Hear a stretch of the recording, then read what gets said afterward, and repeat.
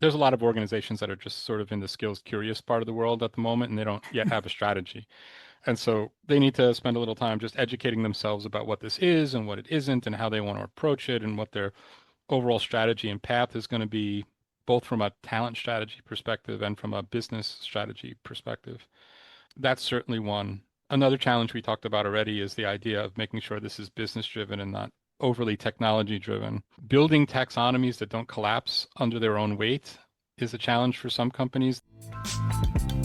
Welcome to the HR Huddle podcast, presented by Sapient Insights Group, the ultimate resource for all things HR. It's time to get in the huddle.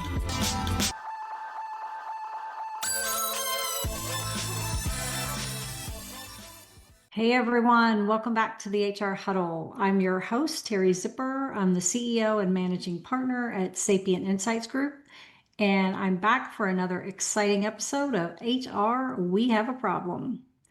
This is the show where we like to break down the big and most relevant HR issues of the day.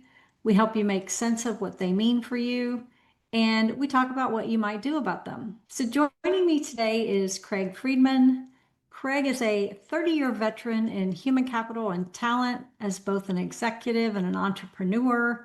He's currently the talent and skills transformation leader at St. Charles Consulting Group. And he's also the author of Enterprise Skills Unlocked, a blueprint for building a skills-based organization. Welcome, Craig. It's great to have you. Thanks, Terry. It's wonderful to be here. Thank you. Yeah. Where are you today? I am in a suburb of Chicago today. Awesome. Well, I know you and I met a few months back to kind of talk a little bit about skills, and in particular, your book about skills. As I think I mentioned back then, skills are hard, at least from my perspective, and they're laborious. And frankly, I don't know anybody right now that's doing it all that well. So I was hoping that we could talk about what you've learned over your career and how you've brought skills to life in this book and sort of what you see, where you see this going. Does that sound like a good plan to you? Yeah, sounds great. Awesome. Then let's get into the huddle. So before we dive in and start talking specifically about skills, I thought you might want to give just a little bit more background on yourself. You've got quite the career. And I don't know if this book is your capstone, but it sounds like you've got a lot of things going on. Yeah.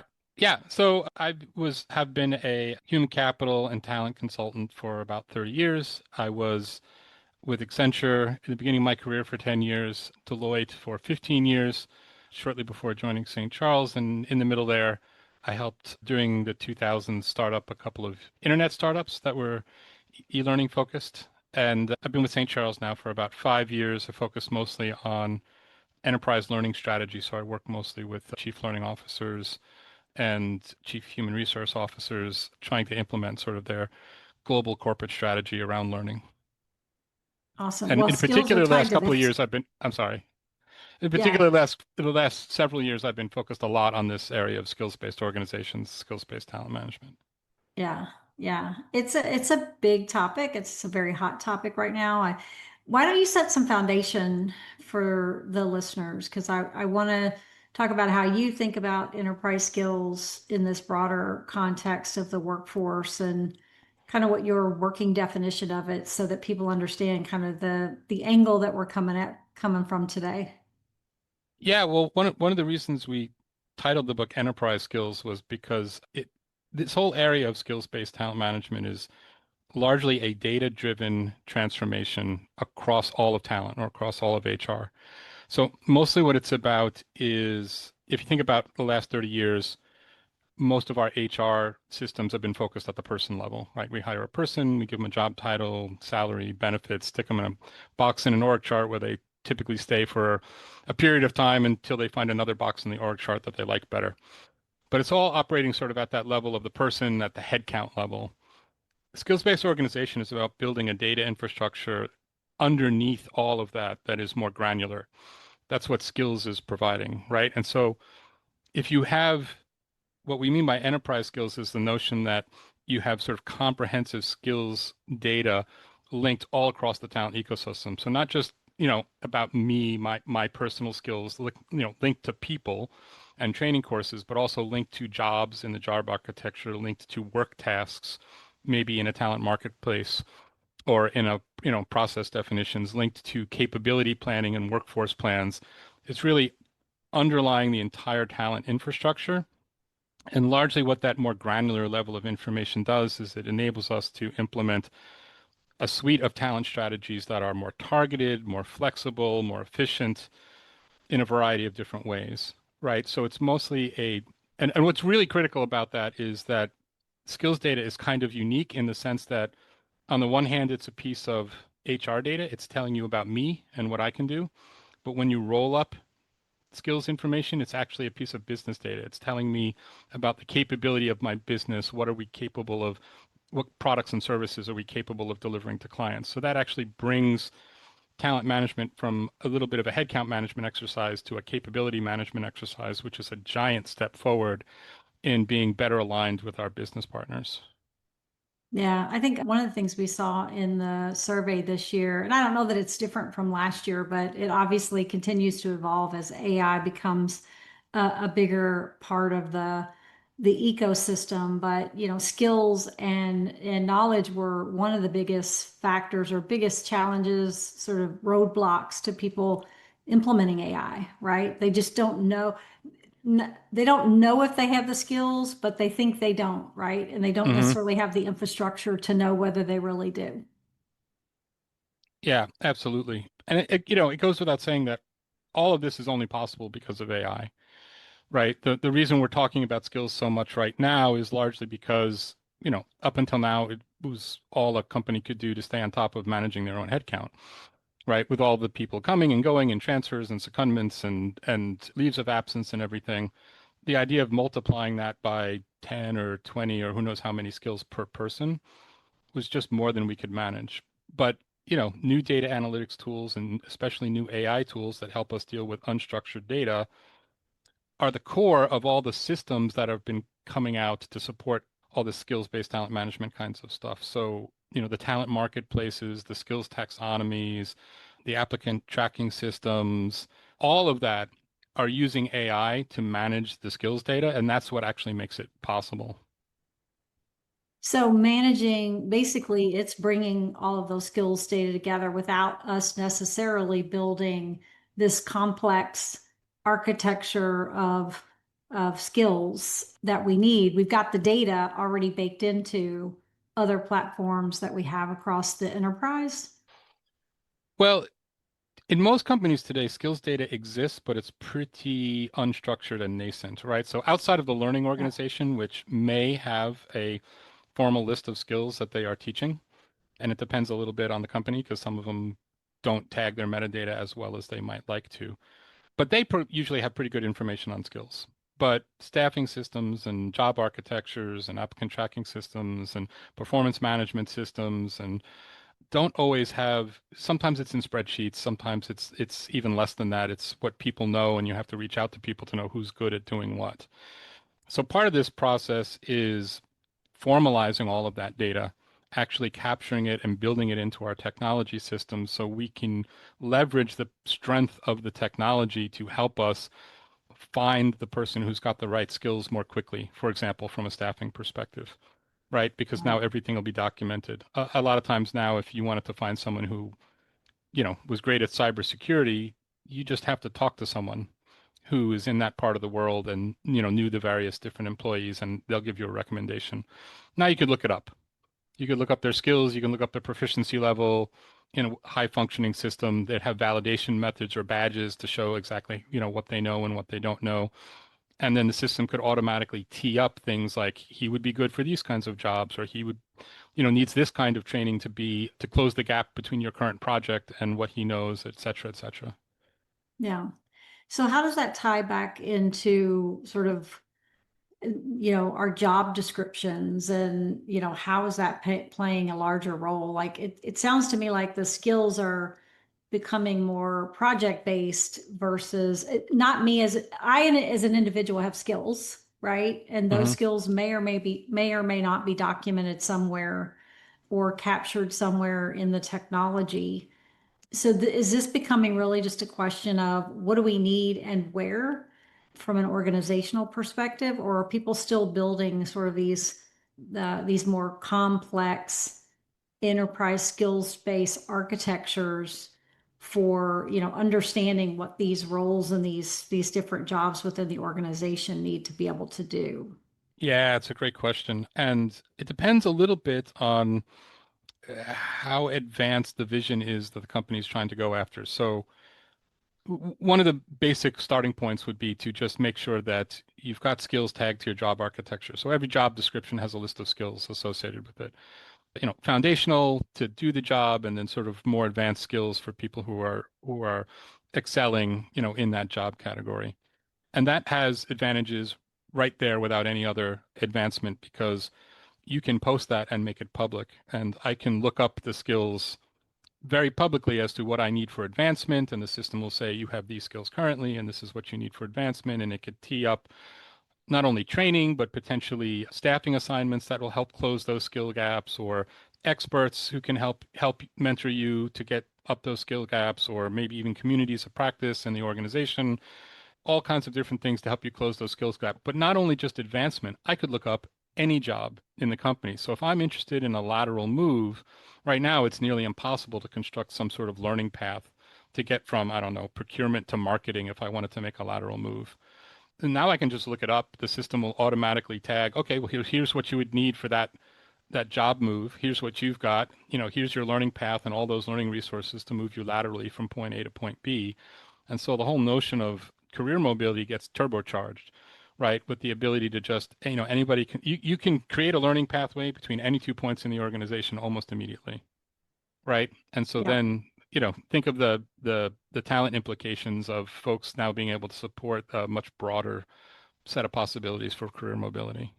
Yeah, mobility's been a big challenge, right? And I'm seeing more and more organizations now doing their best to hire from within, right? Because they know they have people who have these skills. It's a matter of finding them.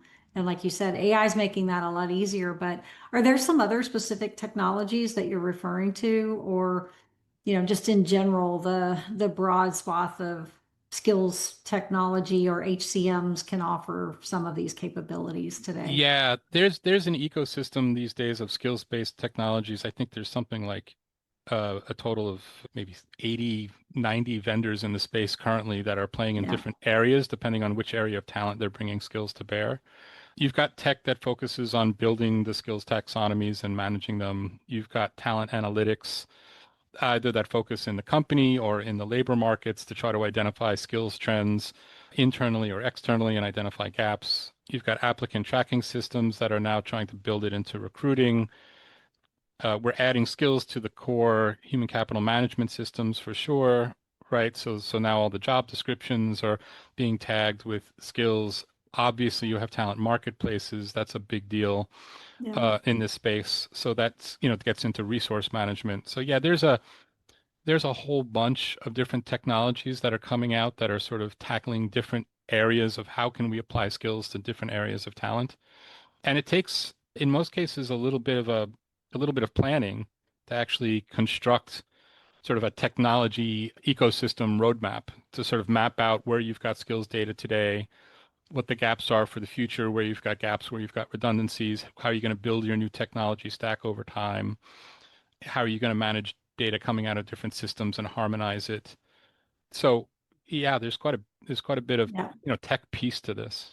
Yeah, there is a lot of tech out there. And I think, one of the challenges for organizations is sort of defining what they want from it first, right? There's a lot of tech, but it's hard, a lot of people buy the tech, putting it in to think that's going to drive the outcomes when, really it's kind of the reverse. You need to know what those outcomes are, know what your goals are for from a tech perspective, and then pick the right tech, because there's a lot of fragmented capabilities, right? There's just sort of no one big skills solution. It's in a lot of different places. So I think that's one of the challenges, or one of the things people struggle with when making the decisions around tech for skills. Yeah, for sure. And it's a big theme of the book. There's a lot in the book about having it be a business driven strategy that tech is enabling. But to some extent, this is not necessarily new. I mean, we've been implementing systems all over companies for a while. We know the Yep. challenges of doing a tech first implementation versus a business first. So it's not like we don't have lessons even with in our own organizations of how to do this well, how to start with, functional requirements that are business driven and make sure that the tech is enabling what we're trying to achieve first and not just sort of turning on the tech for the sake of turning on the tech. So we know how to do this. We just need to leverage the lessons that the wonderful IT professionals have been teaching us for a couple of decades on how to do this well. Yeah, we do. Although I see a lot of, and we see this in the data as well. There's over the last probably 5 or 6 years, there's been a lot of turnover from an HR perspective, and especially on, on the tech side. And so we've just sort of seen a lot of the lessons repeated, right? Because you don't necessarily have that institutional knowledge of what you've done in the past, or, there's just a lot of new things happening, right? So people get excited about shiny new objects and sort of jump the gun. Yeah, it definitely happens, but some if you don't have it in-house, there are still people like me and consultants who you can help advise who have been through some of these transformations before, Yeah. if that's what's necessary to make it work. Yeah. What are you seeing as the kind of the role of the individual in terms of their profile? And what do you think, or what are some of the primary use cases you're seeing right now from a skills perspective? I mean, I know you've mentioned a few, but what are you seeing as kind of the top ones? Yeah, that's a good question too. A lot of it is industry specific. So one of the things we really like to work with companies on is building use cases that generate, top line or bottom line business value, right? So we like to interview various groups within the organization to understand their basic business plan and their business strategy and try to identify those places where the success of the overall business strategy is largely dependent on having abundant skills in the right amounts at the right time in the right place, right? So that we Yeah, can build infrastructure to support that business strategy.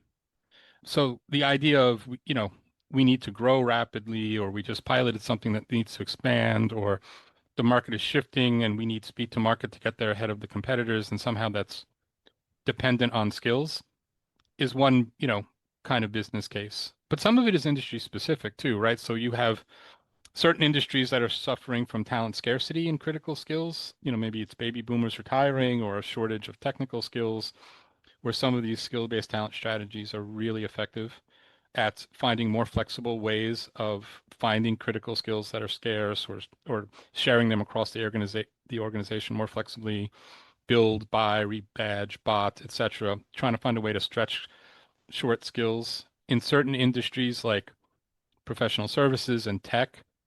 Just the ability to make staffing more efficient can have, top line benefits to get people off the bench and more quickly billable, yeah, right? Has a very strong business case in certain parts of the world. And so the notion that a talent marketplace could make me 10% more efficient at staffing more quickly, I mean, that has, very meaningful bottom line impact to certain operating groups. So, it can be industry specific, but what we try to do is identify the place where we're getting the biggest bang for the buck first and stay focused on those operating groups, and then, move on to the next strongest business case where we can, yeah. drive value.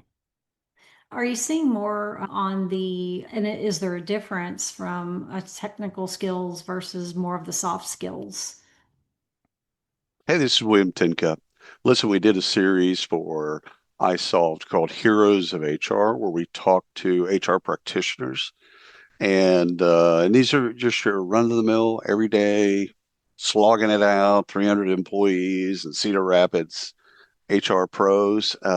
Mostly, it's centered around iSolved and what they do with iSolved, but also they talk a lot about kind of the day-to-day rigor of HR. If you're curious about that, search for Heroes of HR wherever you get your podcasts. Thank you. No, but it does bring up the challenge of, so there is some governance and federation that needs to be sorted out with all these skills, right? regardless of whether you're coming at this sort of one business unit at a time and then sort of connecting little pieces of a taxonomy together so that they can communicate, or if you're taking a top-down approach where you're trying to create a common language of skills that supports the entire enterprise all at once,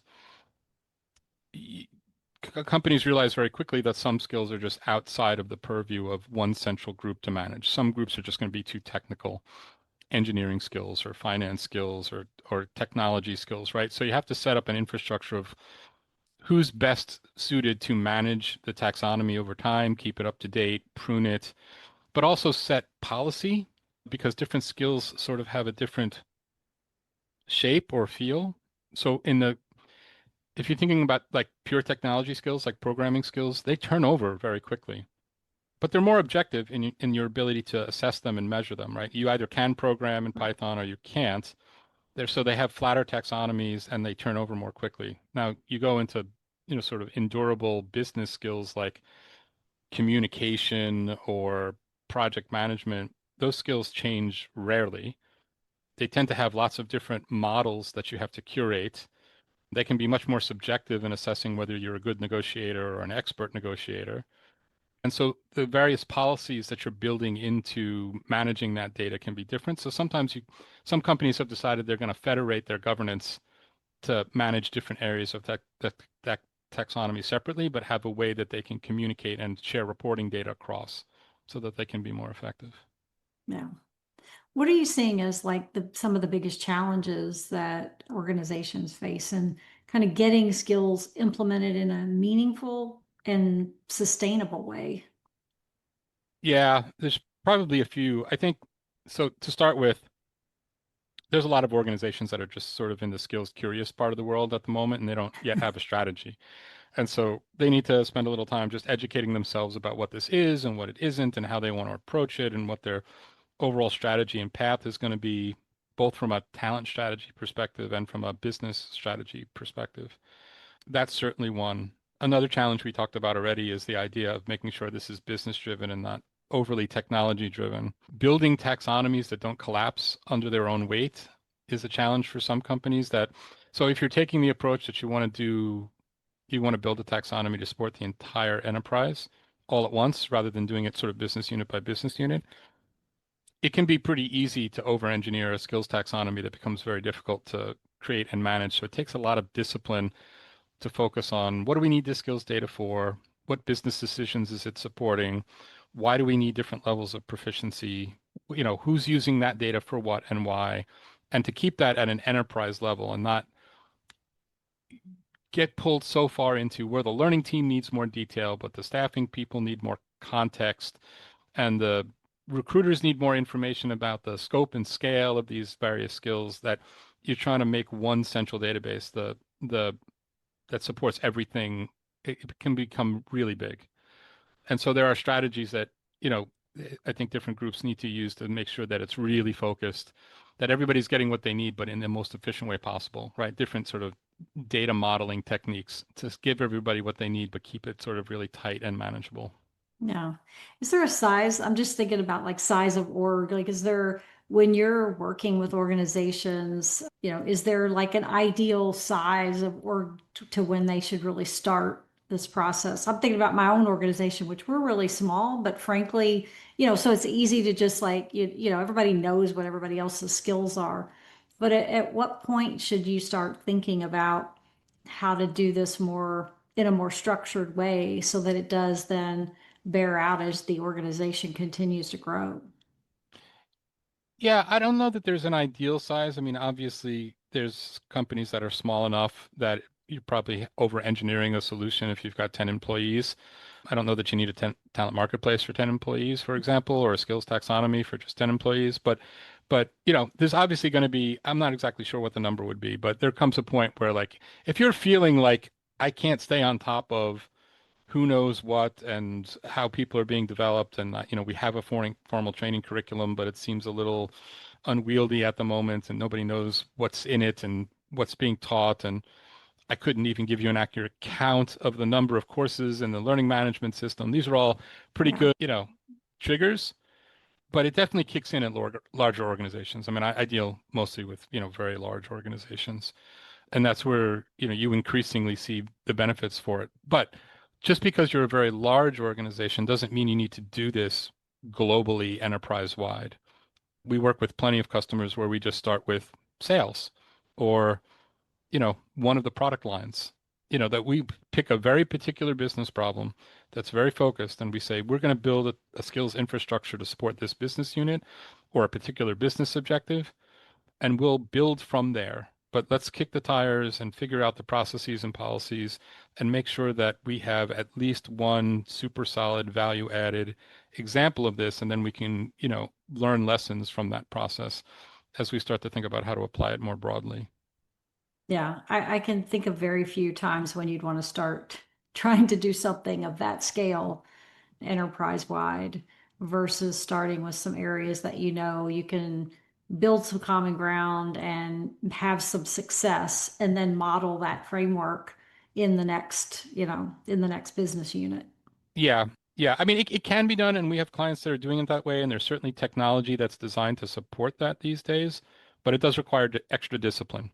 Yeah, Right. Just if you're starting with a particular business unit, it'll provide focus and it'll simplify some of the decisions early on. yeah, Right. yeah, You have to build that discipline in yourself if you're going to try to start at an enterprise wide.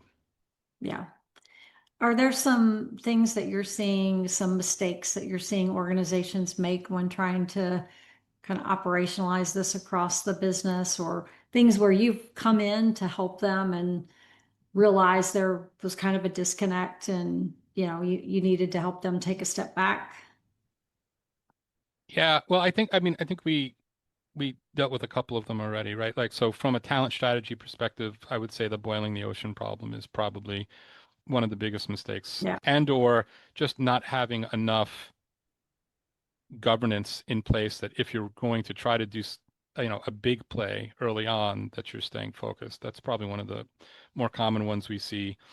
I think from a business perspective, it's from a business strategy, it's not getting a business sponsor, right? Some of these things that start as talent initiative and they sort of start as kind of like a housekeeping exercise, like let's get all our skills data organized without having a specific business problem that we're trying to solve, right? It's just a principle of change management, right? Like that's going to struggle more than if you've got strong sponsor from, one of your product lines, one of your business partners who's like, yeah, I need this to grow product and hit our growth targets for the year. He's going to support that in a big way. She's going to yeah, support that in a big way, right? They'll put dollars behind it. They'll put resources behind it. They'll be very supportive. And if it's successful, which it should be, you'll have a strong champion for, yes, this is a very practical approach that works. yeah. I would say anytime you've got a significant initiative, you need somebody who is the sponsor, right? A strong sponsor for that initiative, or you'll have a lot of fits and starts. Right. Yeah. Part of the title of your book, I know you called it the blueprint for building skills-based talent management. I mean, everybody loves a blueprint, kind of a roadmap, like the guide, like, tell me the steps, right? When you think about what was your thinking when you built this out? I mean, was that your intent was to sort of give them this guide to getting from point A to point B, or did you have a larger plan in mind there? Yeah, well, I think this started with just the idea that when I first started talking to clients about this, particularly the ones who are skills curious, there's a lot of misconceptions about what it is and what it isn't. Sometimes I think the word skills confuses people because a lot of people have the notion that this is mostly an L&D play. And Mhm. it's like I said, it's a data-driven, talent-wide kind of initiative. The focus on data is maybe new for some people. Like, they were thinking there's some books out there like, that talk about, jobs are going to go away and that sort of confounds some people. I can't imagine a world without jobs. So it started as a sort of series of blogs to try to address some of the misconceptions about what it is and what it isn't.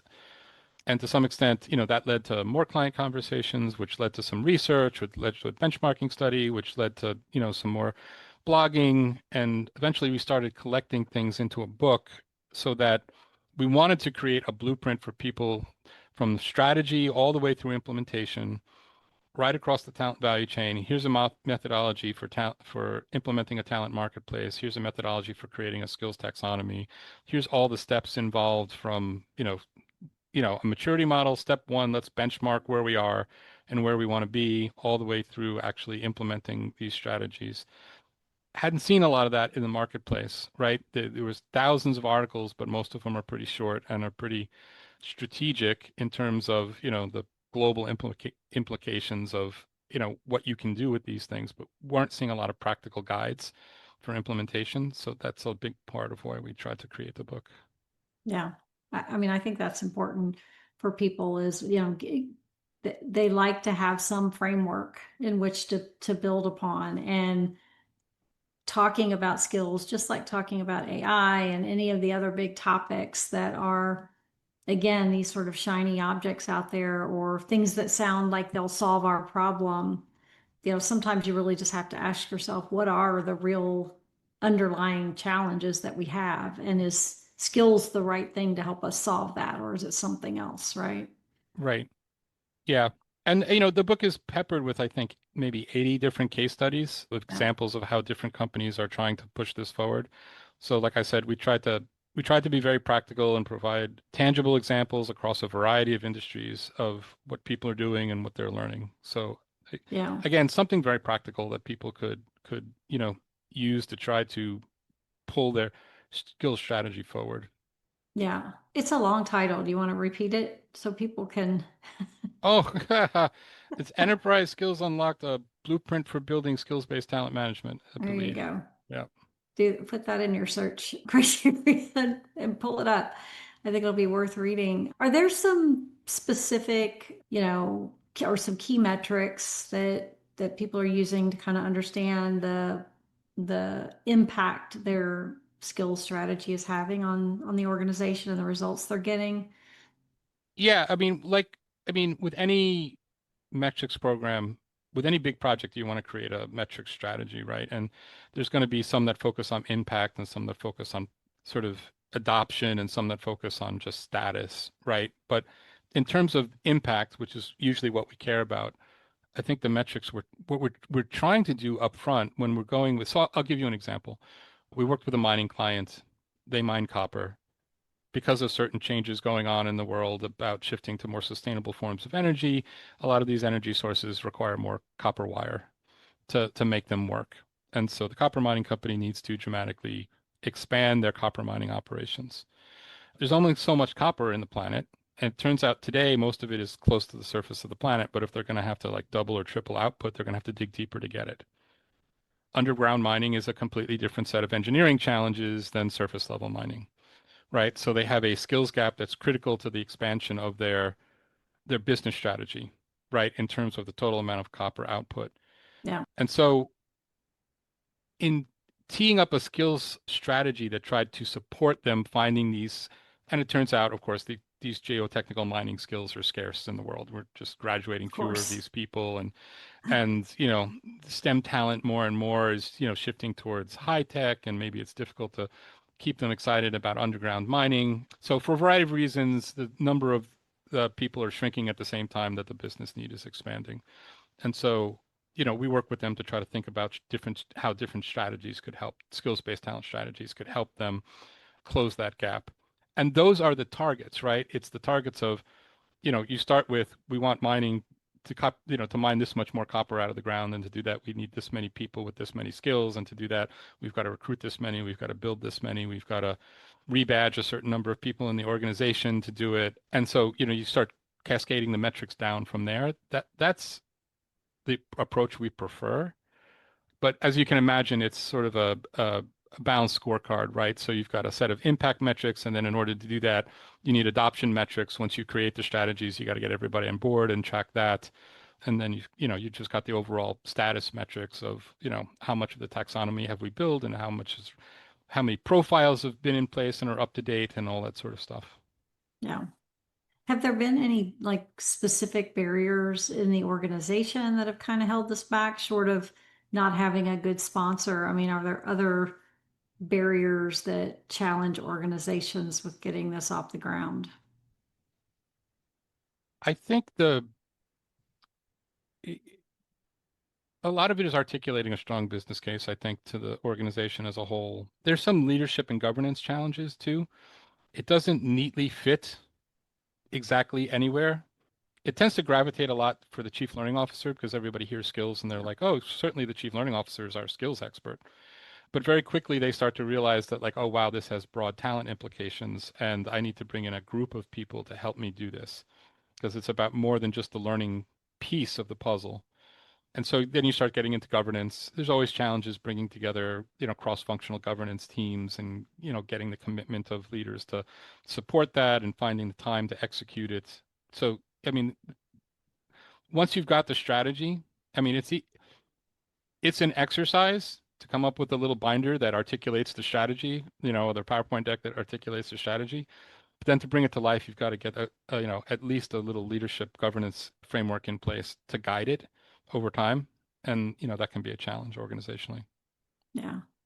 Is there kind of what have you seen in terms of kind of average timeline from start to fin? Like by the time you start to build your strategy to the time you've actually implemented something, and I know it depends organization by organization, but does this take 6 months? Does it take 2 years?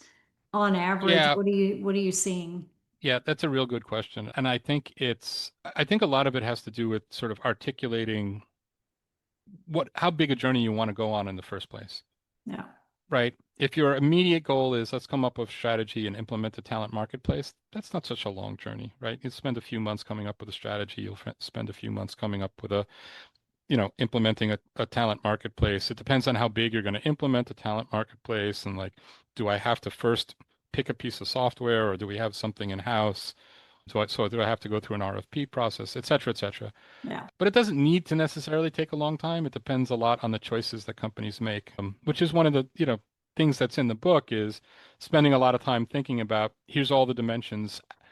How many do you want to tackle? How many do you want to tackle at first? How far do you want to push this? Right? We have like a maturity model that's got like 23 dimensions in the book, and 5 levels of maturity. There's no law that says you have to tackle all 23 and bring them all to level 5. It's perfectly appropriate to say we're only going to focus on these 3 or 4 or these two, and we're just going to notch it up one level for now, and Yeah. we'll reassess. Right? It can be, if you're really committed to making a big transformation, a multi-year journey, right? Because you've got the whole talent ecosystem to realign, and potentially, if you want to do it at an enterprise level, across all the business units. So obviously, Yeah. that's going to be a long journey if you're really aggressive, but you can pick smaller ones that, you can implement. We certainly implement lots of things, inside a year. Strategy plus first project pilot, right? Yeah. Implemented inside of a year. So that's certainly possible. Yeah, I think that's helpful for people. So short of getting the book, which people probably should do if they're interested in building a skills-based organization, what is there some advice you would give people sort of getting started on this journey, or maybe who have tried to implement it and are struggling a little bit? Like, is there one piece of advice you might give them to get them back on track? Learn about data-driven transformations. We have done this sort of thing in other parts of the company typically, right? We've just done it with customer data or market data or product data, inventory data. We've had, right, like first we put everything on computers, then the computer started generating a lot of data. And then we said, oh, wow, with all this data, we can be much more nuanced with our decision making. We can see what's most profitable and what's taking the most time and which customer segments are performing best or slowly, right? And so then the second wave of sort of the digital revolution has been the data-driven part, right? Once the Yeah. systems were in place and they were generating data. And we've done that largely with the front part of the business first, and we do it with talent second, broadly speaking, right? As a general policy, that's how we tend to attack these sorts of things. So this may be a little new for the talent part of the organization to have a data-driven transformation, but it's probably not new for your company. Right. So spend a little time looking at how we've done data-driven transformations in other parts of the company, because most of those lessons are equally important for skills. Yeah. Strike up a conversation or relationship with your data scientist or somebody in IT and get started, right? Learn something from them. Yep. Awesome. Well, thank you, Craig. I'm really glad you joined me today. This has been a great conversation. Where can people find you online, on social? Where can they find your book and your blogs and all this stuff that you talked about? Yeah, well, you can email me at cfriedman@stccg.com. You can find me at the St. Charles website, St. Charles Consulting Group. That's www.stccg.com. And you can find me on LinkedIn, Craig Friedman from Chicago.